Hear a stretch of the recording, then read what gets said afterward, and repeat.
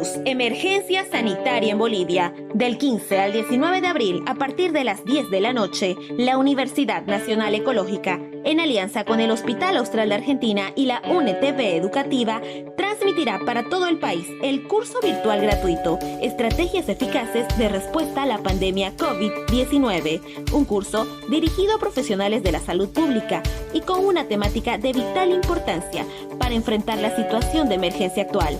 Del 15 al 19 de abril, a partir de las 10 de la noche, curso virtual gratuito, Estrategias Eficaces de Respuesta a la Pandemia COVID-19, un aporte de la Universidad Nacional Ecológica con el propósito de capacitar a los profesionales de la salud pública para trabajar eficazmente en la pandemia COVID-19. Transmite UNETV Educativa.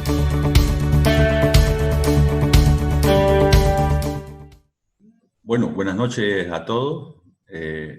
A nombre de la Universidad Nacional Ecológica, le damos la bienvenida. Vamos a iniciar el curso que hemos denominado Estrategias Eficaces de Respuesta a la Pandemia COVID-19.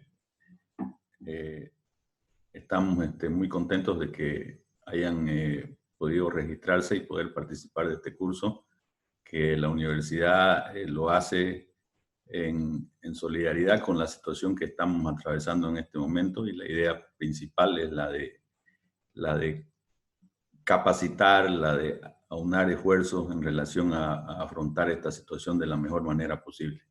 Le voy a ceder la palabra a la coordinadora general del curso, la doctora Alejandra Juliarena. Bueno, buenas tardes. Entonces yo también estoy muy contenta con la convocatoria y que haya tantas personas de todo Bolivia, ¿no? Santa Cruz hay muchas personas que se han inscrito, pero también mucha gente del interior.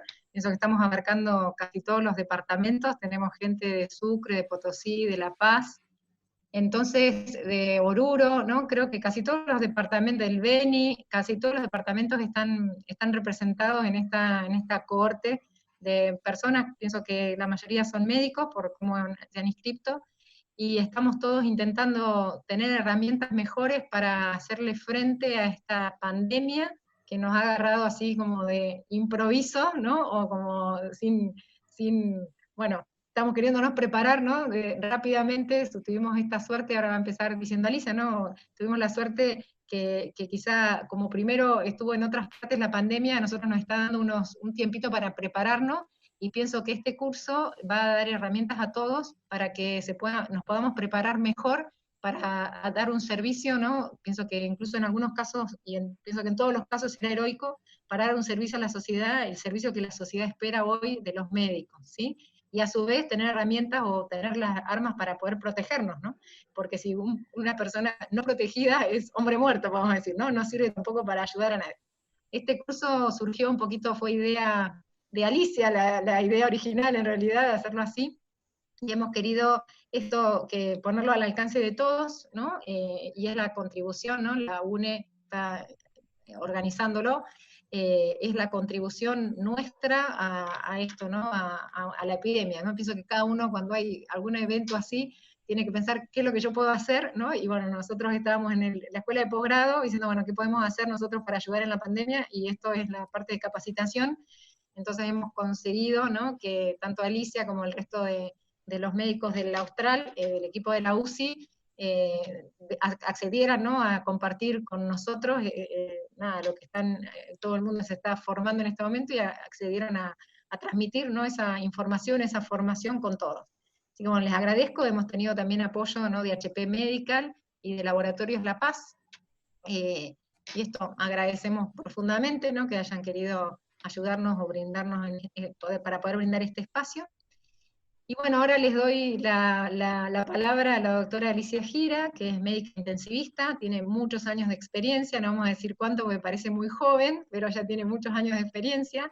Es miembro también de la ESIM, que es la Sociedad Europea de Terapia Intensiva, ¿sí? Y bueno, ella es médica staff de la terapia del Hospital Austral, y va a empezar, le toca el tema hoy, ¿no? Todas las estrategias de prevención.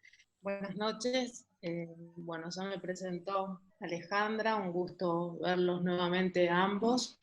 No puedo ver al resto, pero igual les agradezco Gracias, la doctora. presencia. Inicio esta charla de un curso que está dado por todo el equipo de la terapia intensiva del Hospital Austral. Para mí es un honor iniciarlo, en realidad, así que espero que, como dijo Alejandra, se trate básicamente de compartir la información, como lo hacen todos nuestros colegas a nivel mundial, y donde esta pandemia está generando muchas muertes. Entonces la idea es la solidaridad y el compartir para poder salvar vidas. En primer lugar, soy del Hospital Universitario Austral, que queda en Pilar, esto es en provincia de Buenos Aires. El Ateneo, básicamente, o la charla va a tratar todos estos temas que están especificados, que no los voy a relatar en base a toda la información que quiero transmitirles. Tenemos que saber que estamos frente a una epidemia. Son situaciones dinámicas en las cuales las recomendaciones y conductas van a ir modificándose a medida que se van detectando nuevos casos. Estas situaciones lo que van a hacer es ponernos a prueba como individuos, como institución y como sociedad. Es la responsabilidad de cada uno conocer su rol, respetar las indicaciones oficiales, protegerse y proteger a los más vulnerables, que en este caso es la población anciana. Mantener informados a la población y al personal de salud es importante. ¿Por qué la información? Porque cada uno puede conocer cómo actuar y protegerse. Lo bueno es que existen múltiples canales de comunicación como el que estamos usando en este momento, y plataformas para difundir la información. Conocemos lo que sucede en otros países del mundo y podemos prepararnos mejor con los errores que cometen o con esta enfermedad que se está conociendo a la par. Tenemos esa posibilidad. Que surge en base a una pandemia y a una enfermedad nueva es un exceso de información. Se puede encontrar información que es real e información que no la es.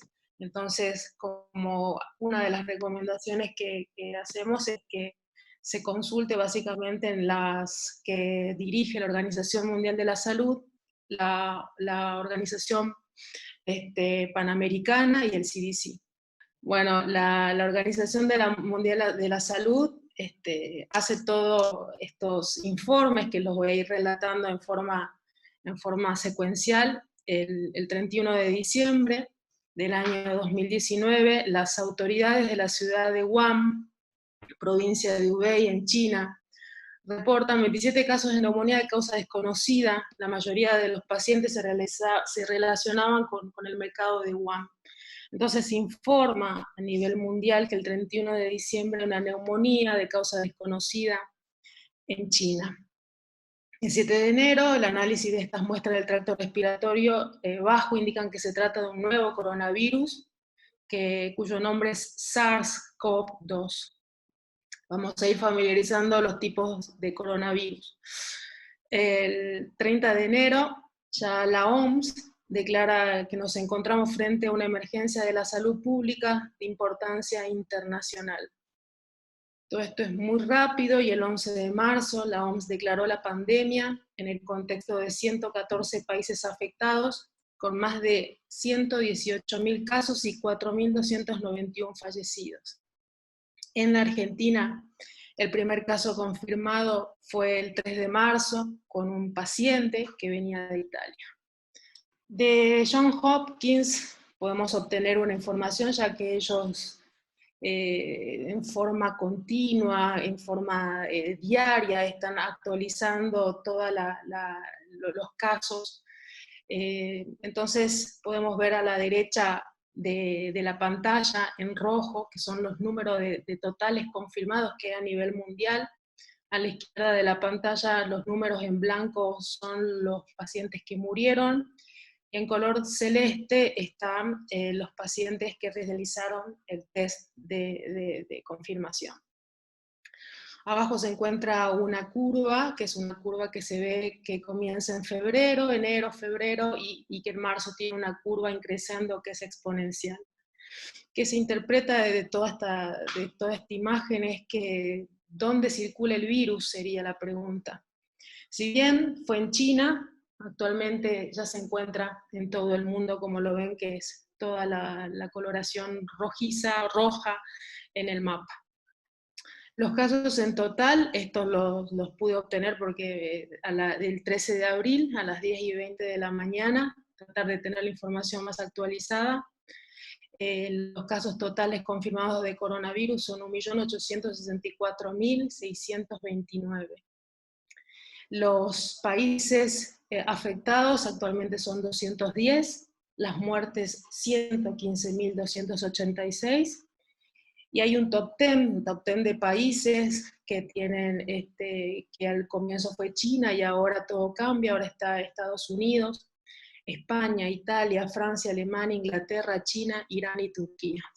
Entonces, ¿qué es COVID-19 o COVID-19? Es una enfermedad respiratoria, y SARS-CoV-2 es el virus que la causa. Seríamos como que COVID-19 sería la enfermedad de SIDA y SARS el HIV. Esto se originó, como ya lo relaté, en un mercado de frutos de mar y otros animales en la ciudad de Wuhan, China, a fines del 2019. La siguiente. Entonces, estamos en presencia de un coronavirus. Los coronavirus pertenecen a la familia de virus que causan, en la mayoría de los casos, una enfermedad respiratoria leve. La familia es la Coronaviridae, tienen un genoma muy parecido, similar, el 80% al SARS-CoV o SARS-CoV-1, que apareció en el año 2003. El 50% tiene un genoma parecido al MERS-CoV-2, que aparece en el 2012. Y lo que llama la atención es que el 96% del genoma tiene mucho parecido al coronavirus del murciélago. Los receptores, esto es lo que se encontró, es que sus principales receptores en el ser humano se encuentran en la enzima convertidora de angiotensina 2, en el tracto respiratorio. Se cree que también estos receptores están en el tejido gastrointestinal, en el corazón, en el riñón y en el endotelio. Todo esto define la transmisión y la sintomatología. Los virus que infectan al humano, cuando hablamos de los géneros, tenemos los géneros alfa y beta, que no es necesario relatarlos y saber que existen todos estos tipos de géneros.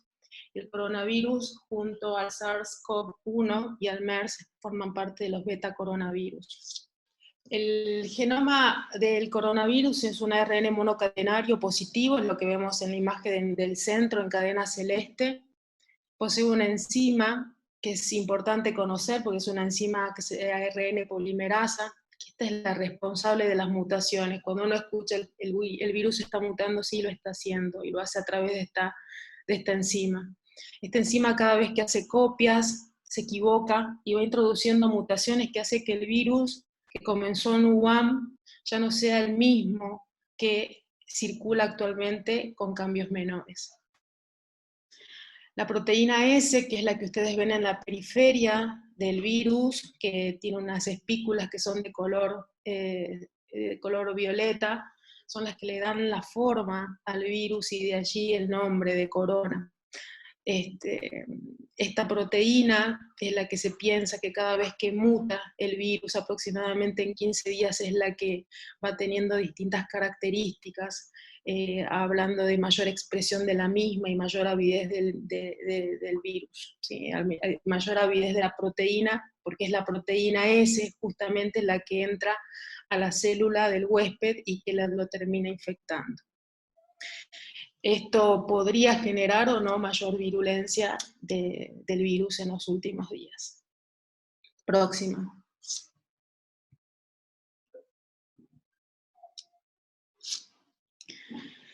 Bueno, los coronavirus entonces pueden infectar aves y mamíferos, posee un reservorio animal y un huésped intermediario a través de los cuales llegan al ser humano. El reservorio natural serían básicamente murciélagos y roedores. los huéspedes intermediarios. Para el SARS, el huésped intermediario fue la civeta en el año 2003, el MERS en el año 2012 fue su huésped intermediario y tiene relación a los dromedarios porque el MERS viene de Middle East, que es básicamente una enfermedad respiratoria del Medio Oriente, y donde el primer caso fue en Arabia Saudita.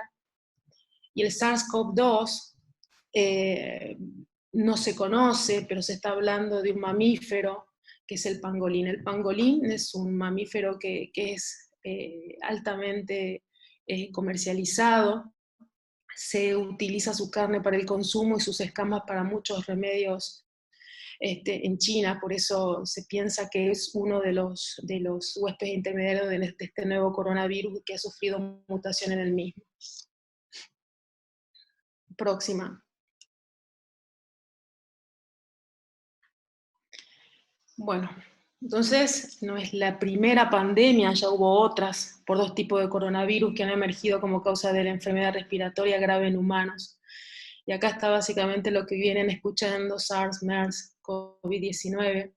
La mortalidad en el SARS, que aparece en el 2003, el SARS adquiere este nombre por severidad, por síndrome respiratorio agudo severo, es del 9,6%, el MERS, que es del Medio Oriente, de 34%, y el COVID-19 en el 2019 y aún presente está relatado el 2,5%, pero todavía estamos viviendo la enfermedad. COVID-19 viene de coronavirus detectado en la D de diciembre del 2019. Y hablar de mortalidad es un poco difícil, no es tan sencillo, porque leemos distintos artículos y podemos interpretar algunas veces mal. Entonces vamos a hablar de 2 términos, que son el promedio de mortalidad y la probabilidad de mortalidad. El promedio está dado, determina el número de pacientes que mueren al final del periodo de estudio. La probabilidad de mortalidad es a través de una curva básicamente de sobrevida, porque sé que también están conectados estudiantes, y lo que hace esta curva de Kaplan-Meier es determinar la probabilidad de sobrevida de una enfermedad. Y esto se hace durante el periodo de estudio. Próxima. Entonces en esta lista están los datos, que en los primeros 4 que los puse en negritas corresponde a publicaciones que fueron realizadas en China, y los 2 siguientes que están en rojo son las publicaciones que fueron realizadas en Occidente. Entonces es importante algunas veces aclarar el punto y el número exacto, porque es así de importante todos estos estudios. Entonces el New England Journal en el 2020 habla de que existe un 1,4% de 1099 pacientes positivos para el virus, que 24 que mueren, que 24,9 de los 173 con neumonía severa mueren. Eso fue entre el 11 de diciembre y el 31 de enero este estudio. El siguiente fue el Lancet en el año del 1 al 20 de enero, que habla de un 11% de promedio de mortalidad en 99 pacientes. Luego One, también con Lancet, habla de un 15% de 41 pacientes hospitalizados. Van viendo cómo la muestra va cambiando. JAMA en el 2021 habla de que hay un 4,3% de 138 pacientes hospitalizados, para que ustedes vean la variante de los promedios de mortalidad en distintos tipos de estudios.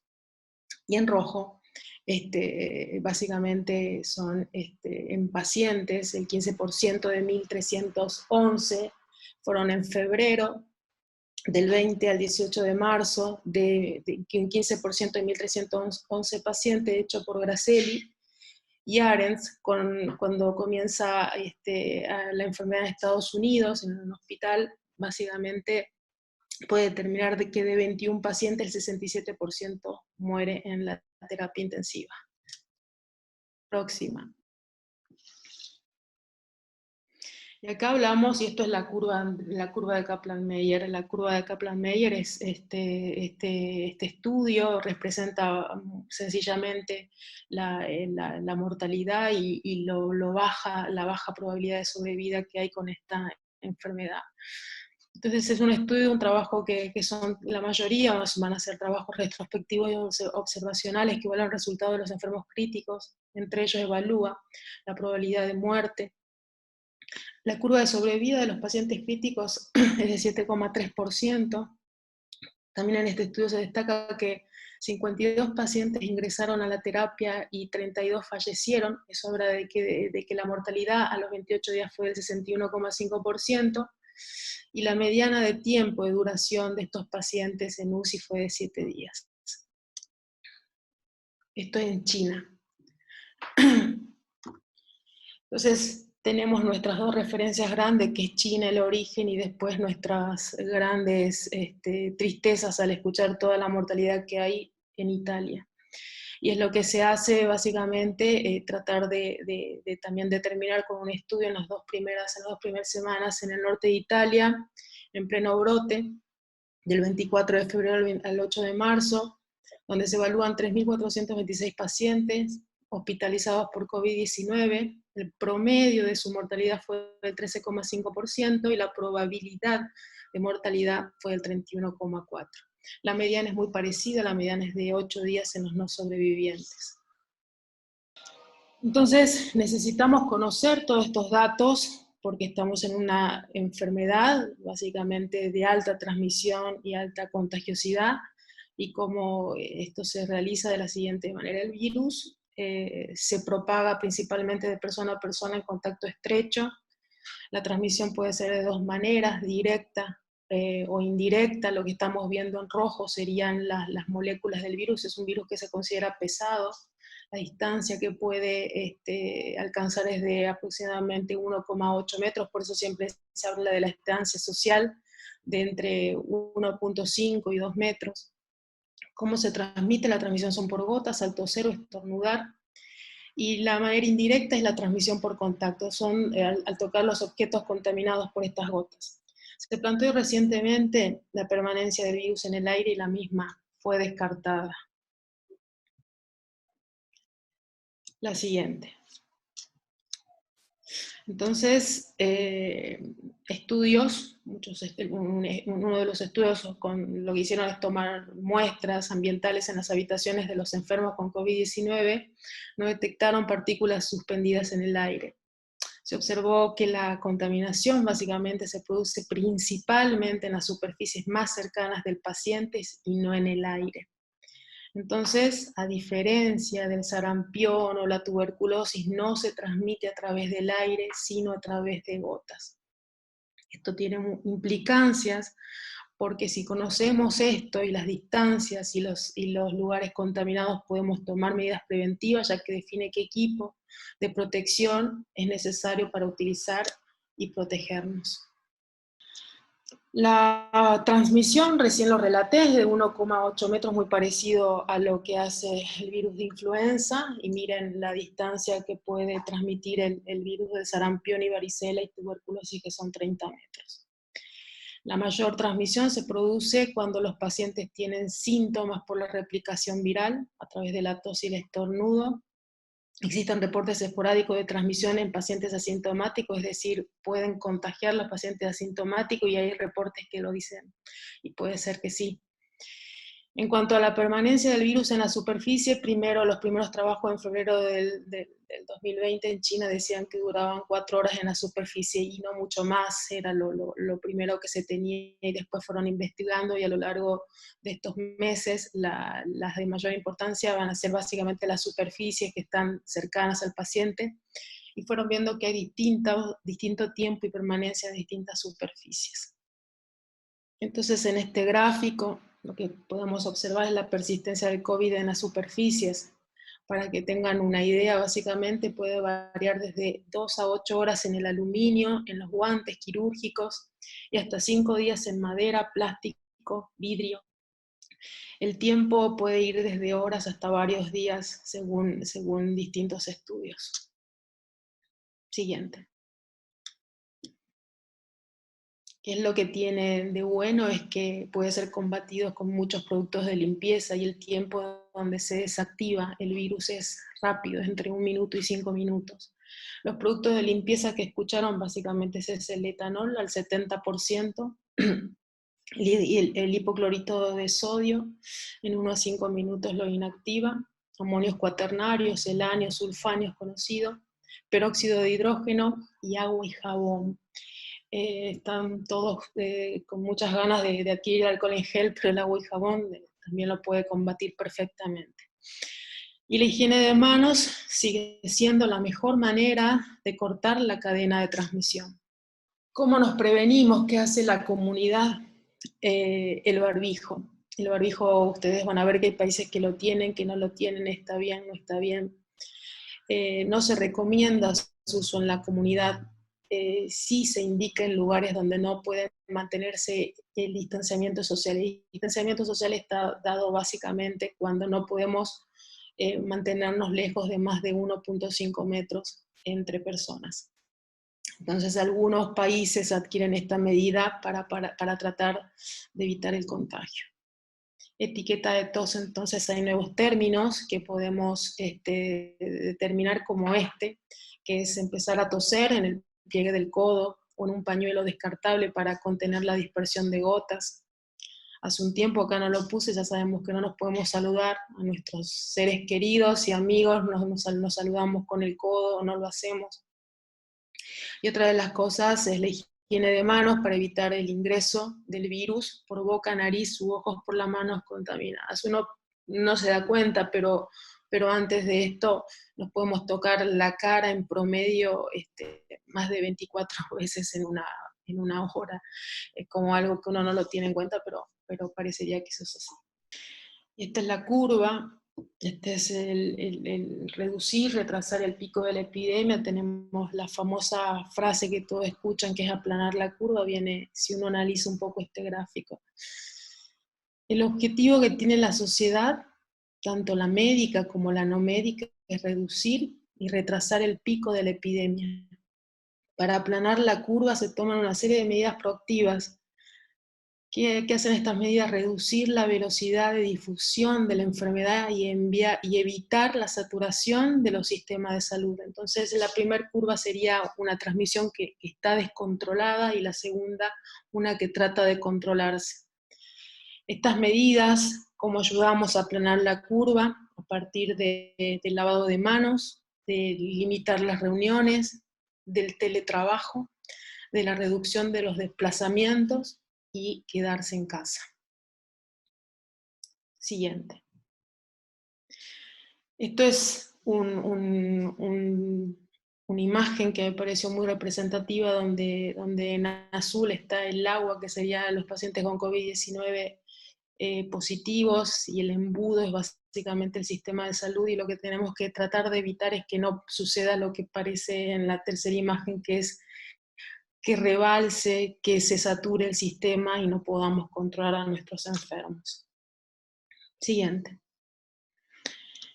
Epidemiología. Entonces, en este gráfico hablamos de algo que habrán escuchado, que es R0. El R0 es un número básico reproductivo, es un concepto matemático que define a cuántas personas contagiará un paciente con COVID-3. Quiere decir que por cada caso confirmado se prevé el contagio de 3 personas. La edad, 30 a 79 años, entonces es una enfermedad donde por suerte los niños no son tan afectados, y si lo hacen, la mayoría son en formas leves. Sí, los más afectados son desde los 50 años para arriba.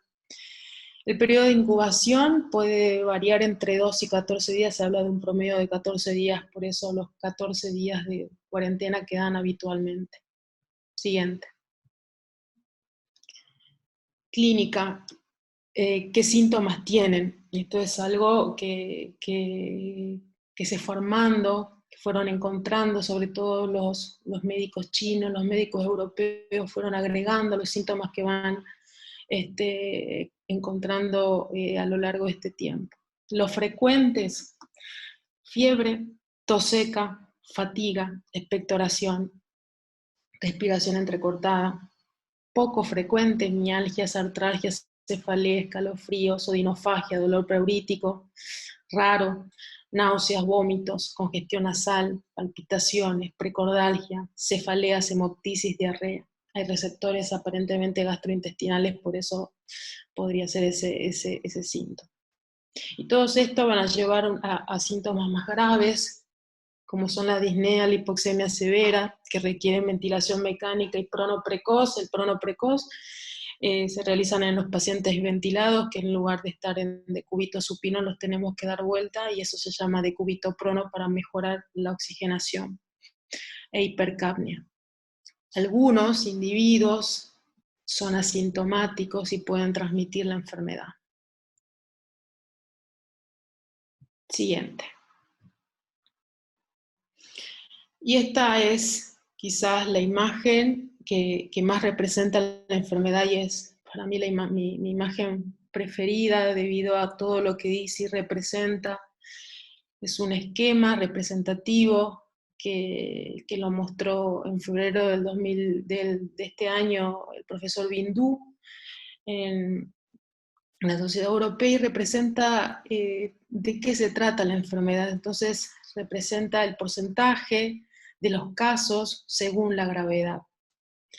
Lo que está en un color más claro, el 80%, es decir, 80% de los enfermos tienen formas leves, el 20% tiene formas severas. O sea que de ese 20%, el 5% son los que van a estar en unidad de cuidados intensivos.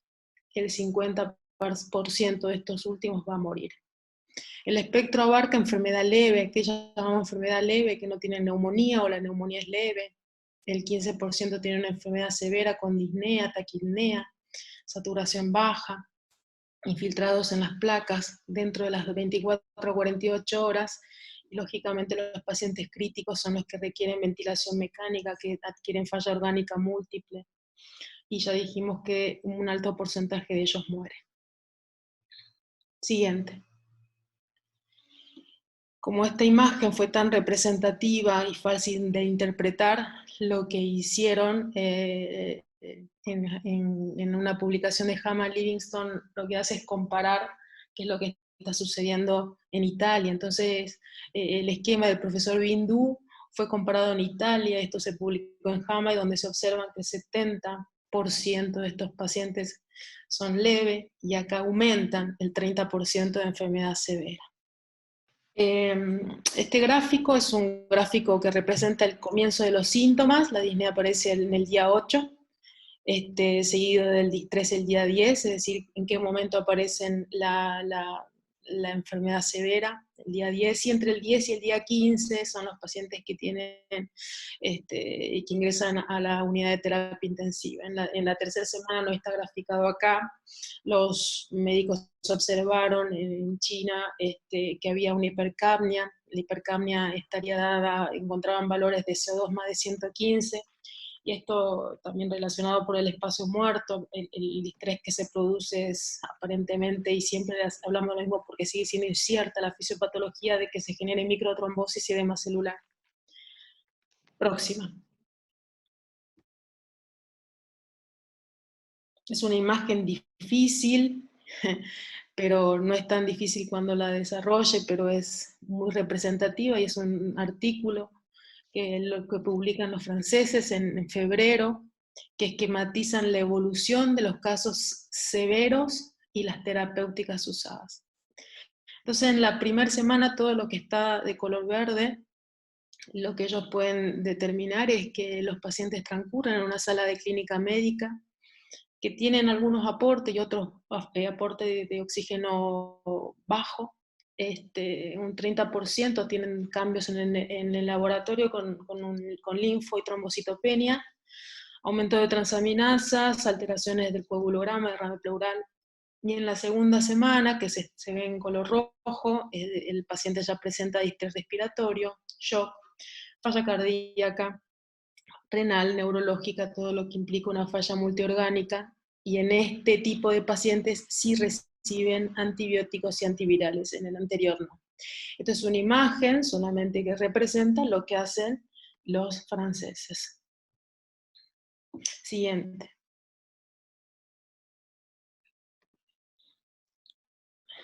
Las complicaciones.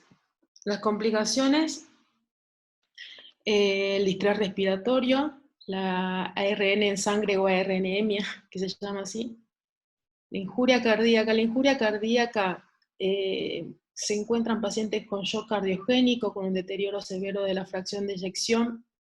La fisiopatología se desconoce, no saben si hay un infiltrado a nivel de los miocardiocitos del virus o si todo esto es producido por el gran estrés que sufren a partir de la enfermedad. Sobreinfección, lógicamente porque en el último periodo de la enfermedad tienen inmunoparálisis, shock, injuria renal y muerte, el 15%. 15% en este estudio. ¿Qué se observa en este estudio también? Que el mayor riesgo y el mayor número de muertes estuvo dado en pacientes de más de 80 años, masculinos, y presencia de comorbilidades, hipertensión, diabetes, enfermedad cardiovascular y EPOC. El 70%, entonces, presenta enfermedad comorbilidad. La más común fue la hipertensión en un 50%, la cardiovascular en un 21% y la EPOC de 4 al 20%. Próxima. Métodos complementarios. Entonces, los métodos contamos con el laboratorio, con la PCR. Los hallazgos de laboratorio básicamente encuentran leucopenia, linfopenia. La linfopenia es debido a que el interferón alfa producido inhibe la síntesis de factor de necrosis tumoral alfa y por lo tanto activación de macrófagos y monocitos. La procalcitonina está en valores normales, bajos, negativos, sigue tratándose de un virus y por eso no tiene valores significativos. Y estudios por imágenes donde muestran un compromiso pulmonar bilateral. Próxima. Métodos complementarios, y acá estamos hablando de algo un poco más difícil, que esto seguramente lo entienden muy bien los bioquímicos, métodos directos y métodos indirectos. Entonces los métodos indirectos seguro no lo vamos a usar métodos que son en enfermedad aguda, como el cultivo celular, la PCR y la detección de antígenos. Los métodos directos detectan al virus entero, como lo hace el cultivo celular donde se replica el virus. Se hacen en lugares de seguridad tipo 3, esto es acá en el Instituto Malbrán en Argentina. La PCR es un método molecular en tiempo real, que lo que hace es determinar la presencia o la ausencia del ARN viral. Hay dos genes, el gen de tamizaje y el RP confirmatorio. Aprobados, tienen que buscarse métodos de PCR que estén aprobados por la ANMAT. Detección de antígenos y son lógicamente los directos de elección en la enfermedad aguda. Próxima. Entonces, la SADI, la Sociedad Argentina de Enfermedades Infecciosas, lo que recomienda es hacer una PCR multiplex, poder determinar otros tipos de virus. La coinfección, existe la coinfección del coronavirus junto a los rinovirus, al igual que con bacterias, las que se encuentran y no las puse porque están todavía en estudio, hablan de la Cinetobacter, hablan de aspergilosis, y si uno se pone a pensar que algunos de los pacientes fueron EPOC son los que habitualmente colonizan estos enfermos, entonces todavía la coinfección está en estudio. ¿De dónde se toma la muestra? El tracto respiratorio superior a través de hisopados naringios, hisopados nasofaringio y orofaringio, y cuando la enfermedad es baja se prefieren de muestras respiratorias bajas como son el aspirado traqueal, sobre el minival. Ya la pasé, ¿no ves? Sí. Perdón yo. Entonces, esto vemos un paciente en terapia intensiva, un paciente en terapia y un paciente que no está en terapia. Rápidamente podemos ver que el paciente en terapia intensiva tiene infiltrados con consolidación lobaria subsegmentaria, y el que no está en la terapia en el día 8 y día 12 se trata de una mujer de 53 años, tienen menor tipo de daño, en vidrio esmerilado y eras subsegmentarias de consolidación. O sea, no hay una imagen específica patognomónica del virus. Próxima. Entonces, la experiencia de los países que sufrieron, que es lo que al comienzo Alejandra relataba, al comienzo los que sufrieron la pandemia fueron quienes nos enseñaron a aprender de sus errores, a darnos tiempo, a poder organizarnos como hospital y crear planes de contingencia. Todo esto lo va a desarrollar muy bien el doctor Cosenza, su jefe de la terapia el día de mañana. Y en este artículo de qué habla, cuál fue la experiencia en la preparación y todo lo que tuvieron que hacer a nivel hospitalario en China. Primero, preparar básicamente las camas, el equipamiento médico, educar y formar al personal, que es lo más difícil, porque estamos ante algo desconocido, ante algo nuevo. Tenemos que hacer mucho hincapié en este tema, y la protección del personal médico, cuidarnos para poder cuidar es lo más importante. Pues reconocer los casos tempranos y clasificar la enfermedad también es importante. Siguiente. Entonces estamos con algo que básicamente, lo vuelvo a repetir, que es dinámico. Entonces la definición de caso sospechoso cambió. En febrero era una, ahora es otra, y puede variar según la situación epidemiológica. Entonces, yo voy a relatar lo que básicamente es en Argentina. El caso sospechoso, en febrero se consideraba todo paciente que había viajado a zonas de infección, como eran las zonas de Europa o de China. Ahora se habla de un caso sospechoso, aquella persona que tiene fiebre y uno más síntomas respiratorios, sin otra etiología que explique completamente la presentación clínica. También que en los últimos 14 días haya estado en contacto con casos confirmados de COVID-19, o tengo un historial de viaje fuera del país, o todo personal de salud con fiebre o síntomas respiratorios. Tengo un historial de viaje que haya estado en zona de transmisión local, y acá es lo que cambia. El 30 de marzo ya se consideran las zonas de transmisión local Buenos Aires, Chaco, Santa Fe, Córdoba, las provincias argentinas situadas en el norte, centro y sur. Se llama contacto estrecho a las personas que hayan estado a menos de 2 metros sin protección, o al personal de salud que atendió a un paciente que no estuvo con protección, COVID positivo sintomático. Y caso confirmado se llama al paciente que tiene resultados positivos por el método de PCR. Siguiente. ¿Cómo se maneja el caso sospechoso? El aislamiento de estos pacientes sintomáticos y las medidas de protección personal son muy importantes. Ambulatorio, el barbijo quirúrgico, evaluación en habitación privada, precauciones estándar de contacto y de transmisión por gota. Internación. Internación es aislarlos en centros hospitalarios hasta confirmación o descarte del diagnóstico. Aislamiento de contacto y transmisión por gota, porque son su forma de transmitir. Si tocamos la superficie y la transmisión por gotas, si estas gotas nos llegan a menos de 1,8 metros, como habíamos relatado anteriormente. Por eso era importante tener en cuenta cómo actúa este virus. Se eligen habitaciones con presión negativa, y cuando hay riesgo de aerosolización, barbijos N95. Las medidas de desinfección son las que se tienen en cuenta. Tenemos que cuidar mucho a nuestro personal que nos ayuda en el área de desinfección y de limpieza, y protegerlos, porque son una gran herramienta, y todos formamos parte de lo mismo, que es protegernos.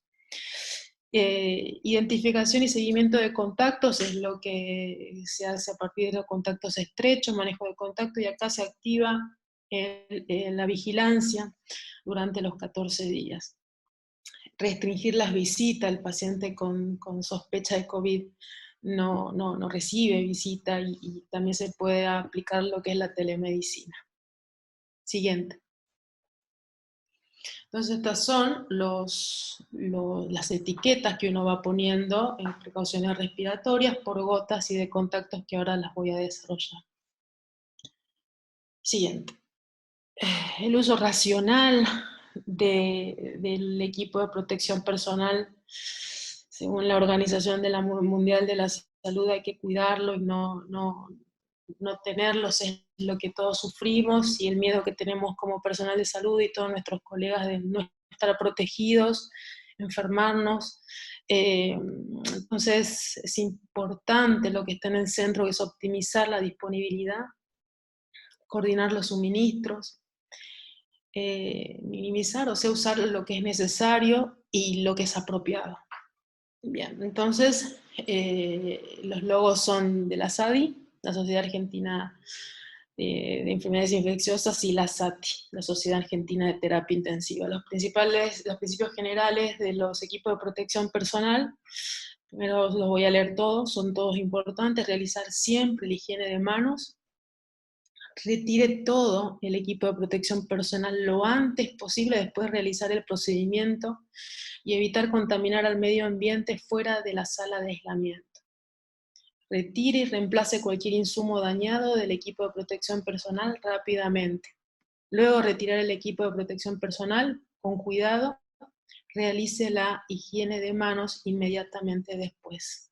Esto es un esquema que puse austral porque para protegernos estuvimos todos los servicios, no solamente de terapia intensiva, el servicio de control de infecciones, los cardiólogos, anestesistas, todos nos unimos para lograrlo, y este es un gráfico que creo que lo hizo el jefe de cardiología, y es un gráfico representativo.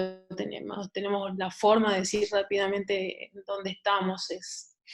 Entonces vamos a hablar de qué hacer en un paciente que está internado, que no es COVID.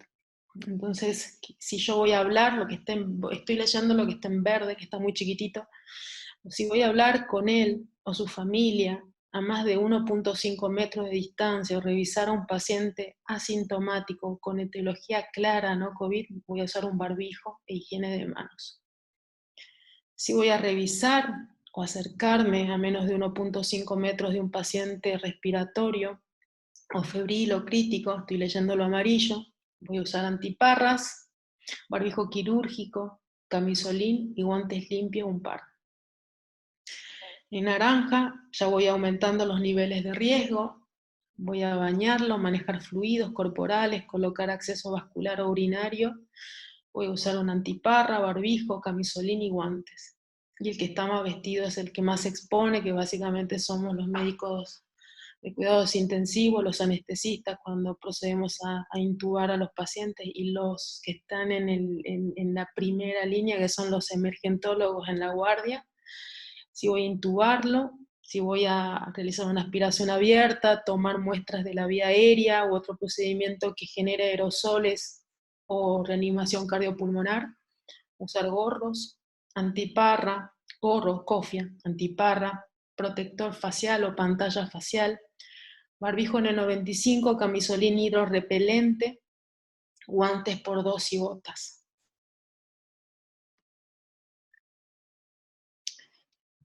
Bien, porque ahora vamos a hablar de un paciente COVID positivo o con sospecha.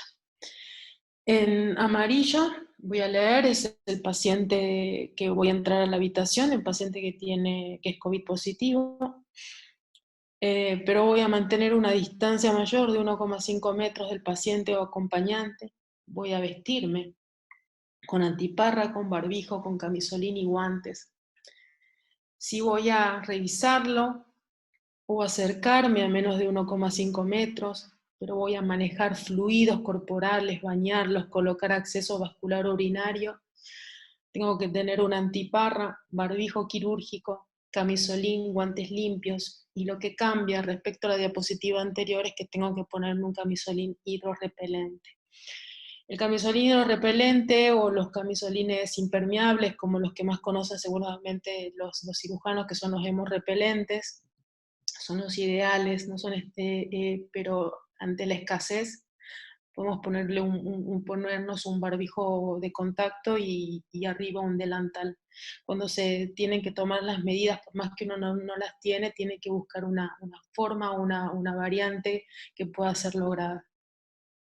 Y nuevamente, cuando voy a hacer todos estos procedimientos que recién mencioné, que son de mayor exposición y mayor riesgo de aerosolización, voy a usar una cofia, antiparra, protector, barbijo N95, camisolino repelente, guantes por 2 y botas.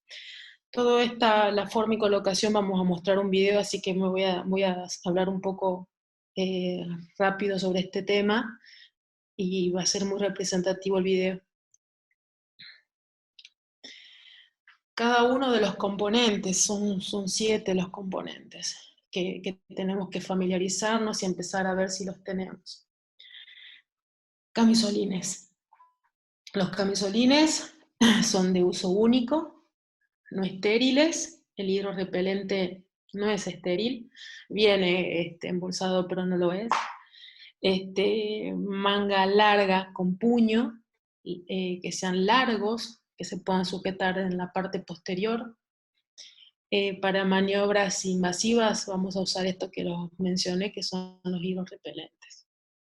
Y si no se puede usar, lo que recién dije, que es el delantal plástico.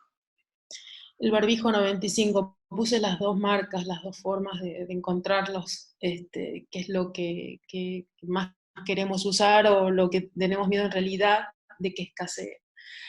El barbijo N95 se usa para aislamiento por gotas en maniobras que generan aerosoles. No se recomienda que lo use el público o la población. Realizar verificación después de la colocación, que vamos a verlo muy bien en el video. En situaciones de pandemia pueden tener un uso extendido de 8 horas consecutivas y reutilizarse. En China, en los videos, se ve básicamente que lo usan y lo tiran, pero no estamos en esa situación y es aconsejado por la OMS utilizarlo y tener esto, ¿no? Que es la vida media de 8 horas. Sin embargo, si lo vemos que está contaminado, que tiene sangre, que tiene secreciones respiratorias, fluidos corporales o están dañados, lo vamos a tirar. Y para reducir la contaminación de la superficie, usamos lo que es la pantalla, el cobertor facial, o si no tenemos estas pantallas faciales o cobertores, ponemos arriba del barbijo N95 un barbijo quirúrgico para tratar de proteger su superficie. La forma de almacenarlo, la ideal, se piensa que es la bolsa de papel y no en bolsas de plástico, porque pueden generar humedad. Y después de eso, del uso, almacenarlos a cada uno con su nombre y apellido. Barbijo quirúrgico. El barbijo quirúrgico protege de las gotas exhaladas, lo usa el personal de salud en la evaluación del caso sospechoso de enfermedad respiratoria febril, se usa para aislamiento por gotas, se provee a los pacientes con fiebre y síntomas respiratorios cuando llega al hospital, son de uso único y son descartables. Al retirarlo es tratar de no tocar la superficie externa, desate primero los lazos inferiores y los superiores, luego uso en paciente con sospecha o confirmación de COVID al salir de la habitación o traslado, y se puede usar en la comunidad cuando dijimos esto, que no se puede mantener la distancia o el distanciamiento social. Las antiparras adheridas a la piel con marco de PVC, si se puede conseguir con lente de plástico antiempañante y ajustable. Tengo una ventilación indirecta para evitar el empañamiento, y algunas pueden reutilizarse y otras son desechables. Próxima. El equipo de protección también consta del cobertor facial, que se ve a la derecha, de la pantalla. ¿Qué es lo que hace este cobertor? Nos protege de los ojos, la nariz, las mucosas. Están confeccionados de plástico transparente, que tiene una banda ajustable, posterior para sujetar firme alrededor de la cabeza. Tiene que cubrir la región lateral y la longitud de la cara. Está reservado a la exposición de fluidos y colabora al cuidado del N95 para reutilizarlo. Las botas y cofias son las que tienen algo controvertido, no las recomiendan, pero sí lo usamos. No recomendado por la OMS. Podría tener lugar en momentos de mayor exposición a fluidos, como son las maniobras de aerosolización, y no sería necesario usar botas si posee un calzado impermeable, y son descartables. Bueno, este esquema, este dibujo lo hizo uno de el jefe de residentes de la terapia, el doctor Tomás Casó, que queríamos simplificar y decir, bueno, qué clasificamos como equipo de protección 1, 2 y 3, y de esta manera los riesgos, y tratamos en esta imagen de decir las actividades que vamos haciendo y de esa manera poder ver, como lo representaba el esquema anterior, qué equipo de protección vamos a usar. Y lo voy a repetir porque quizás es lo más importante, que es saber protegernos. En el equipo, los niveles de riesgo según el EPP, el de menor riesgo sería el EPP que dice 1, donde no hay contacto con paciente. Se usan antiparras, barbijos, camisolín de contacto y guantes, y en este nivel estarían las camareras, el examen de pacientes con síntomas respiratorios, consultorios externos, el personal de limpieza, la administración, cuando entra la enfermera a administrar fármacos o fluidos endovenosos, o cuando entran a comprobar las bombas, cambio de seteo respirador, no los tocan al paciente. El EPP2, cuando hay contacto con pacientes, riesgo de exposición a fluidos corporales, se usan antiparras, barbijos, camisolines, hidrorrepelente y guantes. Si dijimos no hay camisolín hidrorrepelente, podemos ponernos un delantal plástico. Y en esto las acciones serían la toma de muestra de sangre, el médico y camillero que traslade al paciente con ventilación espontánea, debe tener este tipo de equipo porque va a tener contacto en el traslado. El paciente tiene que tener un barbijo quirúrgico, el camillero que traslada al paciente ventilado, la hemodiálisis, la cirugía, la colocación de acceso central, la colocación de marcapaso transcutáneo. Y el EPP3 es el que tiene mayor riesgo, por eso nos protegemos mucho más, el riesgo de aerosolización, y lo que voy a hacer es numerar todas las maniobras a las cuales se consideran de alto riesgo. En este tipo de equipo de protección, voy a repetir, usamos el barbijo N95, camisolín hidrorrepelente y cobertor facial. ¿A qué se considera alto riesgo? A la aspiración de secreciones, a la intubación orotraqueal, a la broncoscopía, a la aerosol terapia, paro cardiorrespiratorio, y acá me detengo porque cuando un paciente, si es confirmado con COVID positivo, tengo que priorizar y protegerme antes de entrar a la habitación a reanimarlo. Entonces es muy importante protegernos para poder ayudar. La necropsia, la desconexión del respirador, el médico que traslada al paciente en RM, la traqueostomía, la ventilación manual, la ventilación no invasiva, que es poco recomendable y todavía en realidad la pueden usar, pero con dispositivos de seguridad. El enfermero y kinesiólogo que asiste en el proceso de intubación orotraqueal tiene que estar igual de protegido que el médico. El enfermero que asiste el baño de los pacientes en ARM es importante que esté vestido de esta manera. Una de las preguntas que hacían cuando estábamos haciendo de las múltiples reuniones en los equipos de protección es la enfermera decir qué pasa si se desconecta el circuito del respirador y estamos sin la protección adecuada. Una de las soluciones propuestas por control de infecciones y por la terapia fue decir, bueno, se viste con este tipo de equipo y solamente uno de los enfermeros asiste, el cuidado de las tubuladuras y la conexión del tubo, básicamente del paciente, y tratar de evitar que no se desconecte, y las otras enfermeras que realizan el baño puedan hacerlo con un equipo de protección de tipo 2. La próxima.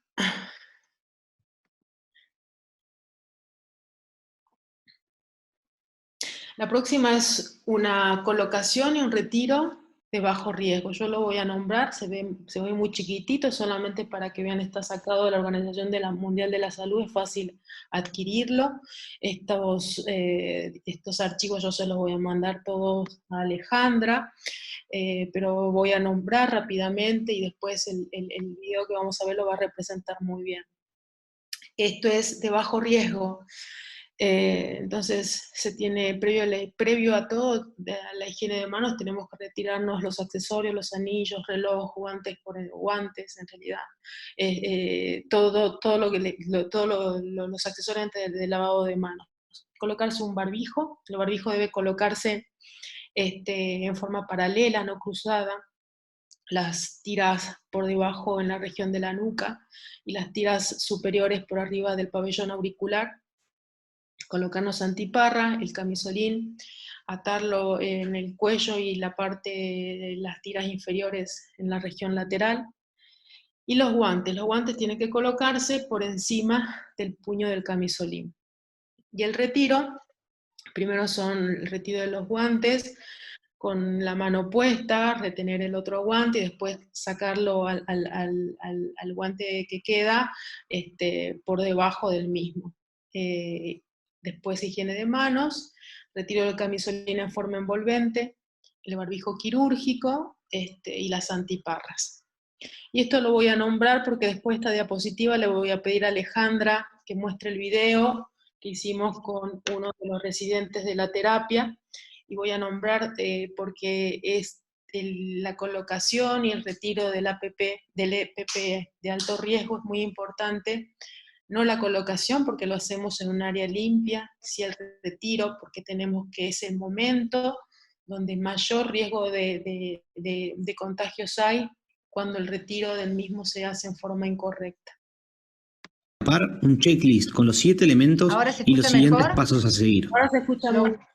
Inicial. ¿Se escucha bien ahora? Equipo de protección personal número 3. El mismo se usará ante situaciones donde hay riesgo de exposición a procesos de aerosolización. Se delimitan 2 áreas, un área limpia y un área sucia. El área limpia se encuentra fuera de la habitación del paciente, donde habrá una mesa donde se coloca el equipo de protección personal. Los elementos son 7.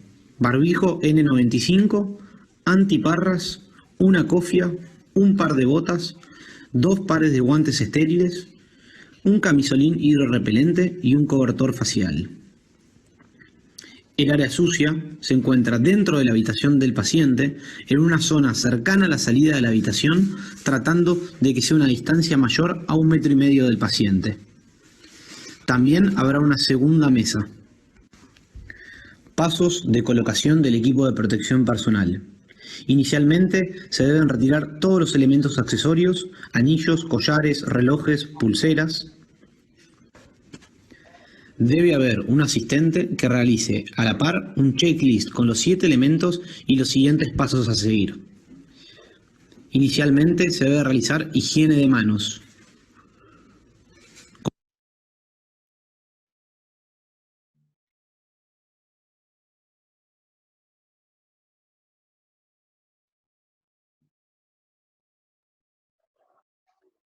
Colocar una cofia, luego colocar barbijo N95, ajustar bien y realizar respiraciones de prueba para comprobar que no haya fuga.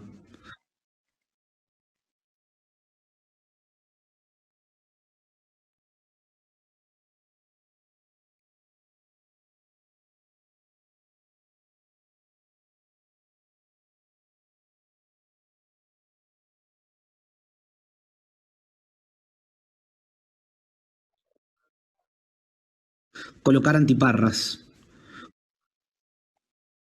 Colocar un par de botas.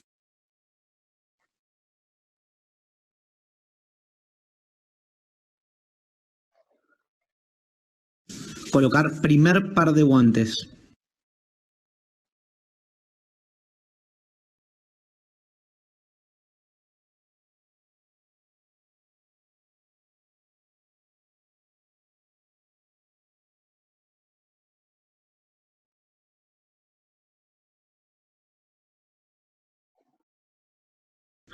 Luego colocar camisolín hidrorrepelente, bien ajustado y puños por encima del primer par de guantes. Atar en borde lateral las tiras inferiores para facilitar su retiro.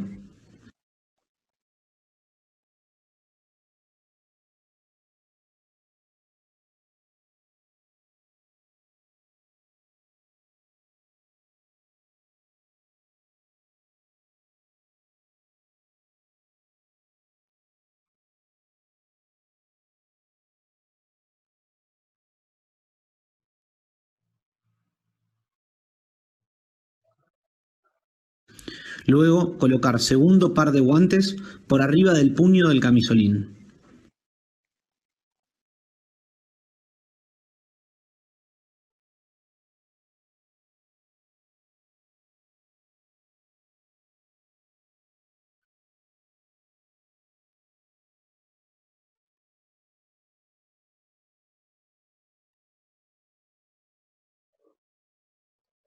Y por último, colocar cobertor facial.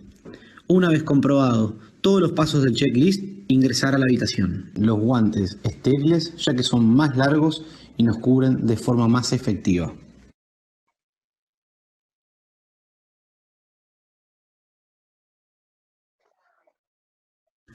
Una vez realizado proceso invasivo sobre la vía aérea, retirar guantes externos o segundo par.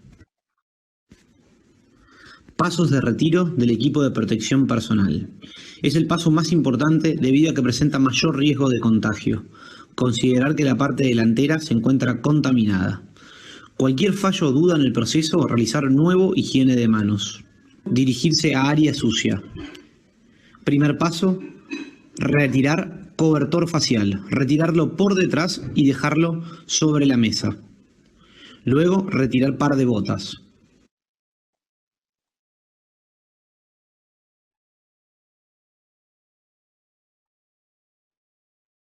Luego, retirar camisolín y guantes internos.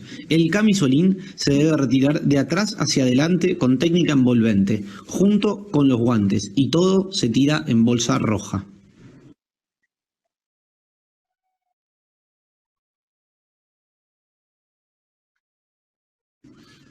Una vez realizado esto, realizar lavado de manos y salir de la habitación sin guantes.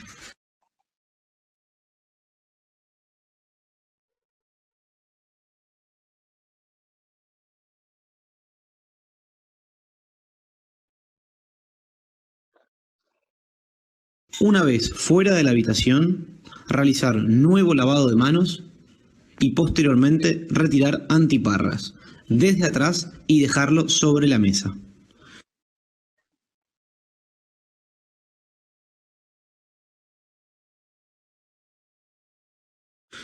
Posteriormente, retirar barbijo N95 desde las tiras posteriores y guardarlo en sobre de papel. Por último, retirar la cofia y depositarla en tacho rojo. Realizar lavado de manos hasta el codo. Lo único que agregamos después de hacer el video fue básicamente que ayudamos para que el ambiente que está afuera, que se considera un área limpia, lavar nuestras propias antiparras con anios, que es el amonio cuaternario, y después llevarlo a un lugar donde tenemos todo este tipo de equipos guardados.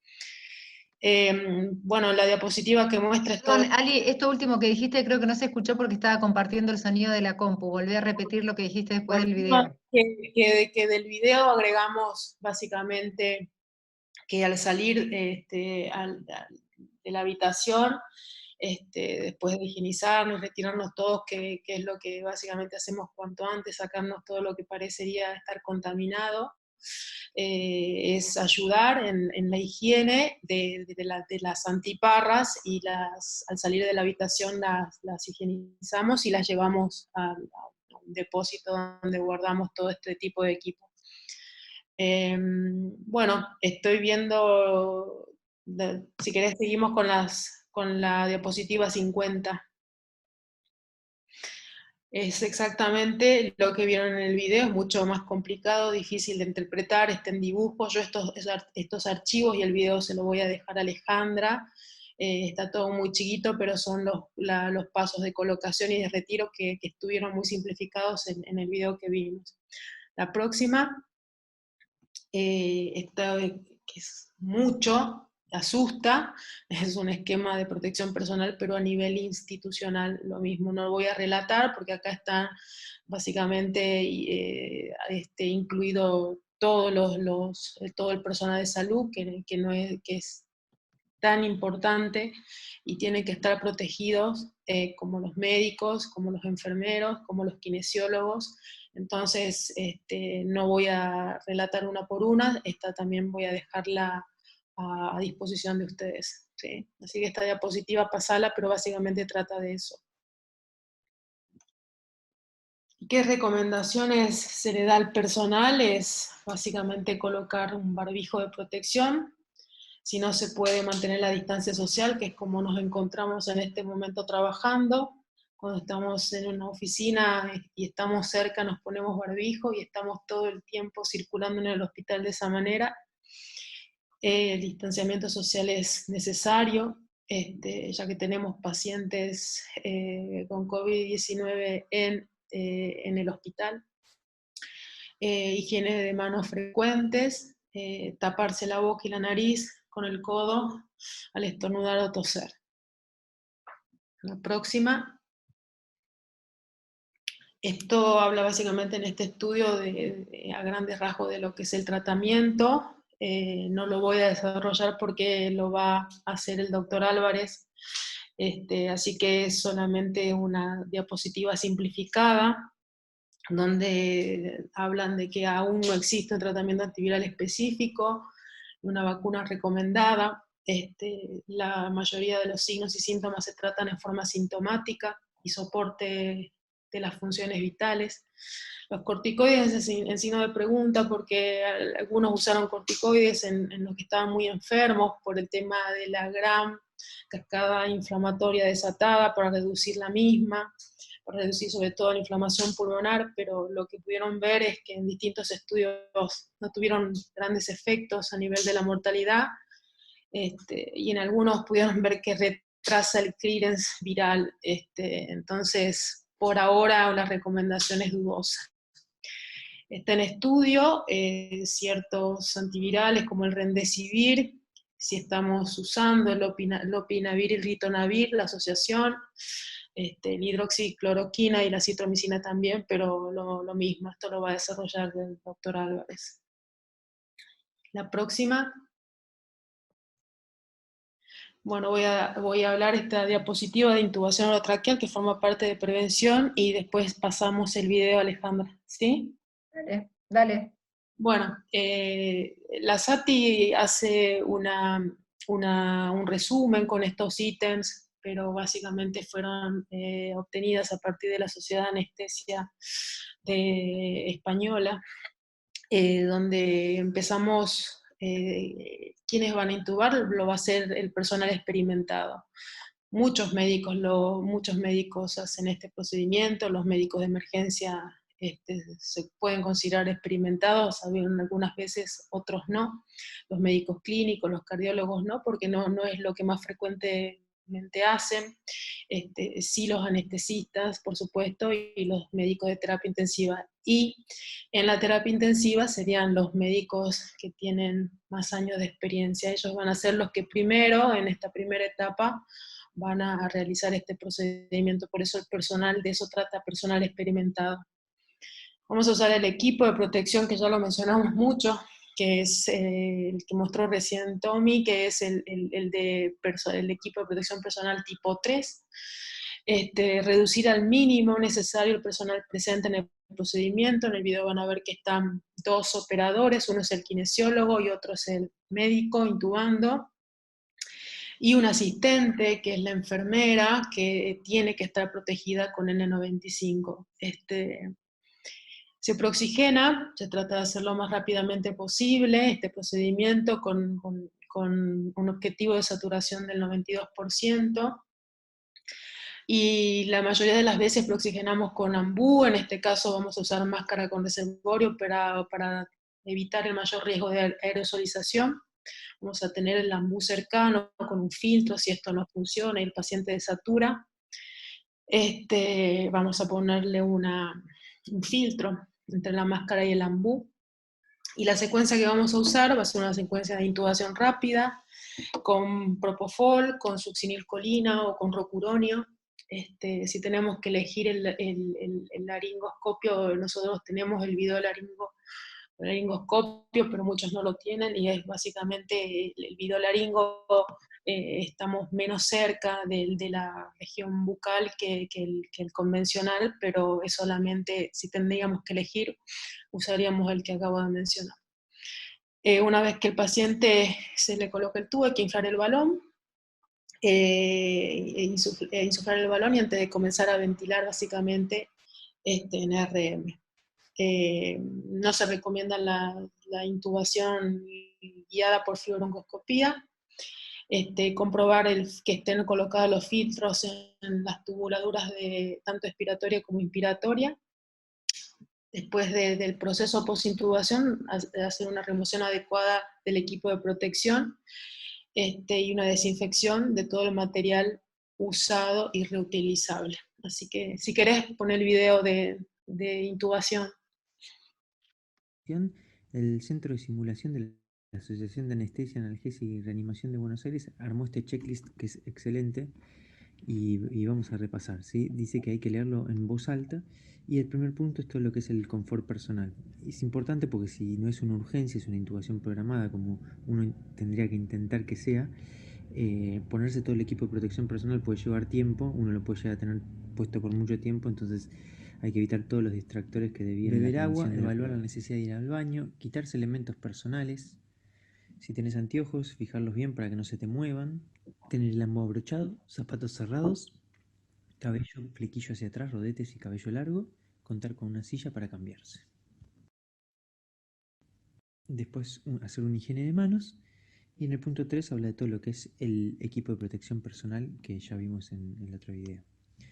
Después está el punto 4, los elementos disponibles, contar con todos los elementos necesarios antes del ingreso del paciente para disminuir el riesgo de contaminación, asegurarse que tengamos la aspiración, comprobar que funcione la aspiración, que esté conectada, se recomienda una cánula rígida, tener descartador y un lebrillo con bolsa roja, que a partir de ahora tendremos que sacar de todo lo que es quirófano y terapia intensiva los lebrillos que tienen bolsas verdes.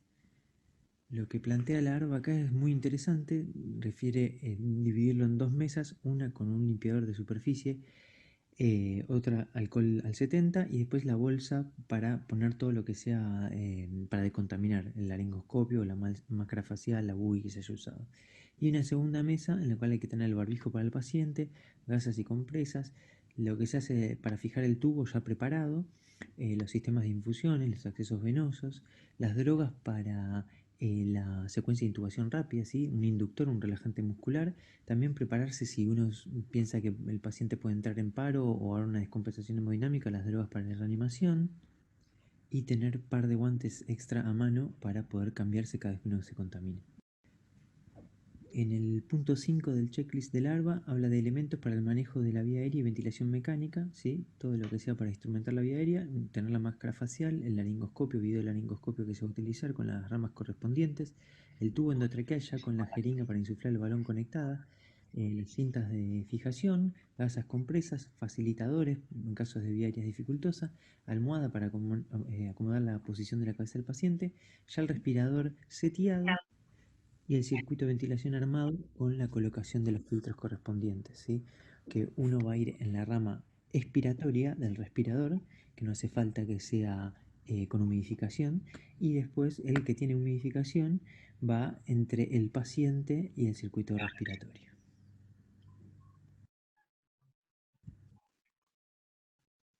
Para el procedimiento se recomiendan 2 personas y va a haber una tercera para administrar drogas que esté bien lejos de la vía aérea, lo más lejos posible.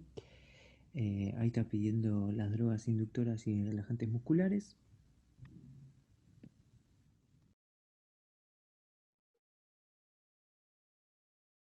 Se descarta en la bolsa roja todo lo contaminado.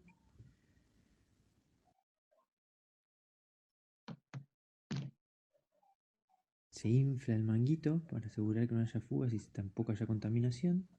Lo primero que hace el segundo operador es colocar el filtro verde, conectar el respirador con el filtro ya conectado y setear el respirador. Mientras tanto, el operador que intubó no toca nada más con esas manos, sostiene el filtro hasta que el segundo operador le fija el tubo. Y antes de continuar, ambos se cambian los guantes contaminados. por supuesto, si hubo alguna duda con respecto a la intubación, se tiene que hacer de rutina toda la comprobación del tubo, la auscultación y todo lo que ya saben que se hace posterior a colocar un tubo. Por último, el ARBA recomienda mantener todas las zonas peritubo y de los ojos cubiertas con una gasa. Sí, la última imagen que se ve cuando le ponen las compresas básicamente en la boca es pensar si el paciente todavía está un poco reactivo, puede toser, si bien está inflado el balón, hay secreciones, entonces es una recomendación.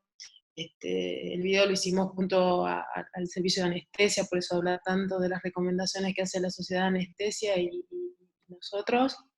Así que básicamente lo hacemos con un checklist. El checklist se los voy a mandar, tanto el de la intubación como el del equipo de protección personal, tener una ayuda de memoria y que estén todos los ítems cumplidos, que nos puedan ayudar un tercer operador para cumplir, es básicamente para no equivocarnos. Así que también el video y el checklist se los voy a mandar. Perdón, el segundo operador El segundo operador no tenía camisolín hidrorrepelente. El segundo operador está vestido de igual No tenía... manera. Sí. Ah. El kinesiólogo y el médico están vestidos en ese video con un equipo de protección 3 con cobertor facial ambos. La enfermera, si bien está a una distancia mayor, no tiene el cobertor, pero ahora acordamos es que también tenga un cobertor facial. Es decir, que los 3 operadores que ingresen con menor riesgo, estaría la enfermera, van a entrar con equipo de protección de nivel de riesgo alto. Igual Gracias. la enfermera tiene un N95, pero lo que tendríamos que agregarle es el cobertor facial. Eso se fue, como muchos de ustedes habrán estado cambiando reuniones y reuniones, viendo qué es lo mejor y lo mejor y lo recomendado para la seguridad, es básicamente que los 3 estén vestidos de la misma manera. Sí. Bueno, el COVID-19 es un virus de transmisión rápida. La mayoría de los casos, el 80%, como recién lo vimos en los chinos, eran leves, en el 70% lo vimos en los italianos. ¿Sí? El 5% de los casos en ambas poblaciones, que son las que comenzaron esta enfermedad, requiere el 5% de internación en cuidados intensivos. Es de vital importancia detectar los casos sospechosos y seguir los protocolos para evitar futuros contagios. Cada caso sospechoso debe ser notificado de inmediato al Servicio de Control de Infecciones. El diagnóstico recomendado se realiza a través de la PCR. No existe aún un tratamiento antiviral dirigido específico y es muy importante el uso racional del equipo de protección personal. Bueno, agradecimientos. Agradezco a la Argentina, porque sé que están argentinas y de Bolivia, y hay colegas de ambos países, a los amigos médicos y familia. Entonces, lo que hizo esta enfermedad básicamente es unirnos mucho más, sobre todo a mi servicio del Hospital Austral, y a Bolivia en la Universidad Ecológica, por confiar en el equipo, permitir compartir con ustedes esta exposición. Y esto lo robé de Giacomo Grosselli, que es un médico italiano. Me pareció muy interesante lo que escribió y muy lindo, que solo juntos, en solidaridad, los profesionales de todo el mundo, podremos salvar vidas y salvarnos. Entonces, nunca tenemos que olvidar estas palabras y tener presente que nuestro principal objetivo como trabajadores de la salud es proteger la salud de la comunidad y la propia. Y también tengo que agradecer a las empresas que mencionaste que colaboraron con esto. Bueno, es el fin de la presentación. Después preguntan sobre el uso de lidocaína para la intubación orotraqueal, que dice que se estuvo utilizando en China y en Irán y en otros países. Bueno, no está recomendado como como por la OMS. Esto es lo interesante y lo importante, porque hubieron muchas cosas. Nosotros al comienzo queríamos copiar el equipo de protección personal de los chinos, donde se lavaban los guantes con alcohol en gel. ¿Por qué hago toda esta referencia? Porque uno, con toda la información, trata de buscar la mejor manera, y lo que pudimos concluir es que tenemos que seguir lo que nos dice la OMS, que parecería la que puede hacer un resumen de toda la información y decirlo lo más concreto posible. Lo de la lidocaína no lo leí. Si podés decir algo de la transmisión vertical. La transmisión vertical también está discutido, aparentemente sucede, pero está discutido, y es algo que no lo puedo aclarar. Hay muchas cosas que se están pensando, son hipótesis, y está discutido. Eso no lo puedo afirmar. Y después hablan de todo del EPP, ¿no? Y entonces de la desinfección de EPP reutilizables. En este caso entendí que por ahí explicar un poquito eso, la reutilización. Los reutilizables serían la pantalla cobertor facial. Reutilizable también es la antiparra, y reutilizable, por supuesto, es cuando hacemos la intubación, el videolaringo o el laringoscopio. Y reutilizable, que es lo que hacemos y recomienda la OMS ante la escasez de los barbijos N95, también se pueden reutilizar y tener todos estos cuidados para guardar y almacenarlo. Lo ideal sería, lógicamente, después de cada proceso de aerosolización, desecharlos, pero lo podemos reutilizar. Lo que hacemos, y lo vuelvo a recalcar, básicamente, si nosotros notamos que hay algún fluido en la superficie o está roto, lo tenemos que desechar, porque es nuestra salud la que está en juego también. La forma que nosotros lo estamos almacenando es de la siguiente manera: lo guardamos en un sobre de papel. Los chicos, todos los residentes, crearon un depósito donde están los nombres de cada uno, donde en cajitas que están puestas de forma vertical están el nombre y apellido de cada uno de los usuarios. Y lo que les recomendé es que vayan poniendo la vida media que van teniendo cuando lo van usando al barbijo, ya que sabemos que dura 8 horas.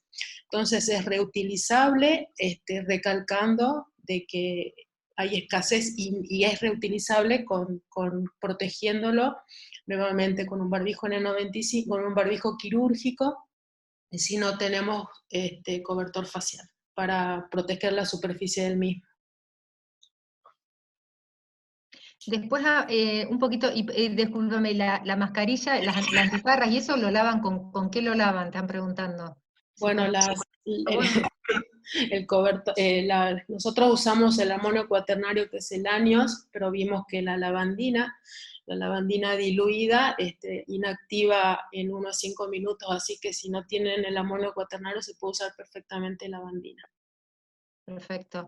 Y después, si hay alguna alternativa para los EPP descartables, tipo inmunidad pasiva. No comprendo la pregunta esa. Es como que está preguntando si hay algún tipo de inmunidad pasiva, si se avanzó en Argentina con algo de eso. No. Como alternativa para EPP descartable. Bueno, después habla si es mejor realizar usar ambú, máscara, o bolsas Ventura no ambú.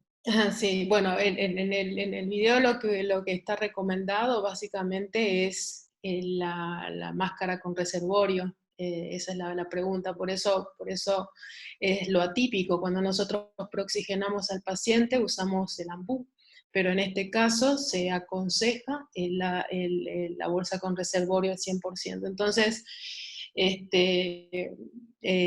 distinto, tenemos que tratar de aerosolizar menos el ambiente y acostumbrarnos a hacer procedimientos como es la intubación de una forma distinta. Lógicamente tenemos un objetivo de saturación que es 92%, y vamos a tenerlo a la mano y armado al ambú con un filtro. por si no logramos este objetivo de saturación. Entonces, lo ideal, lo que recomiendan es la máscara con reservorio, pero si no logramos el objetivo de saturación, vamos a utilizar el AMBU. Perfecto. Y después, para la cirugía en casos sospechosos COVID, ¿qué equipo recomiendan? Bueno, los pacientes tienen que estar básicamente protegidos con el EPP2, con ellos, la mayoría de las veces los pacientes, los cirujanos, van a entrar con los camisolines, no son hidrorrepelentes, son hemorrepelentes, o sea, tienen camisolines impermeables, pueden usar el barbijo, la antiparra y el protector facial, y el riesgo que pueden tener ellos, es decir, el anestesista ventiló al paciente, el anestesista va a estar protegido con un nivel 3, pero el riesgo que a veces pueden tener en un procedimiento quirúrgico también es la desconexión del respirador.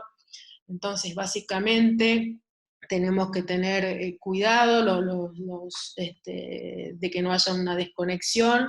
Se recomienda el EPP2, pero con este riesgo, que es un riesgo mínimo potencial, pensar que se va a desconectar el respirador es lo mismo que cuando las enfermeras planteaban lo del baño, es algo inusual, pero muchos de los centros pueden recomendar o no el N95, usarlo, por este potencial riesgo, ¿no? Porque quizás no exista. Y acá preguntan sobre la cabina de desinfección, pero pienso que a lo mejor ese tema lo van a tocar Sebastián o Pablo en sus temas. ¿La qué? La cabina de desinfección. Sí, los equipos básicamente, ese tema lo van a desarrollar probablemente los chicos, pero...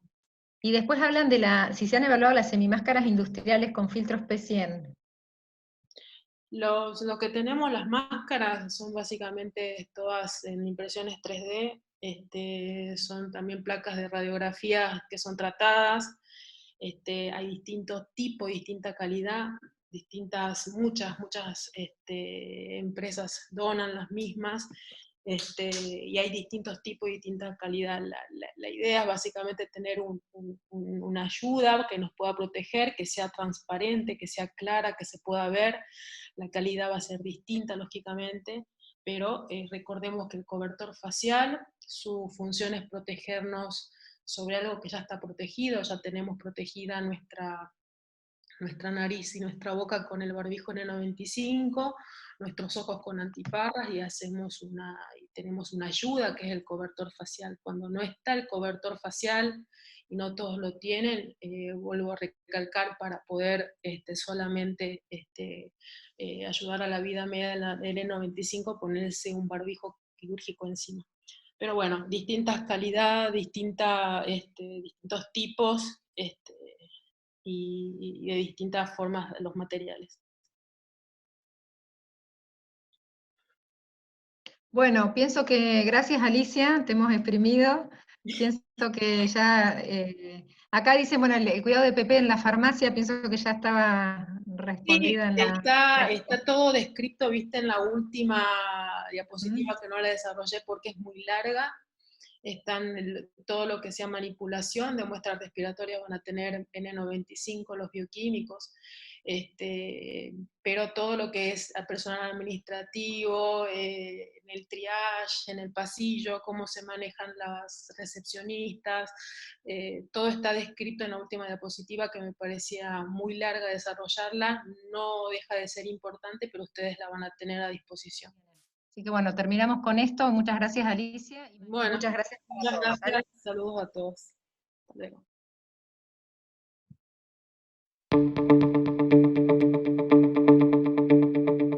Coronavirus, emergencia sanitaria en Bolivia. Del 15 al 19 de abril, a partir de las 10 de la noche, la Universidad Nacional Ecológica, en alianza con el Hospital Austral de Argentina y la UNETP Educativa, transmitirá para todo el país el curso virtual gratuito Estrategias Eficaces de Respuesta a la Pandemia COVID-19, un curso dirigido a profesionales de la salud pública y con una temática de vital importancia para enfrentar la situación de emergencia actual.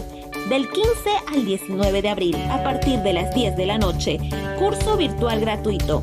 Estrategias eficaces de respuesta a la pandemia COVID-19. Un aporte de la Universidad Nacional Ecológica con el propósito de capacitar a los profesionales de la salud pública para trabajar eficazmente en la pandemia COVID-19. Transmite UNE TV Educativa.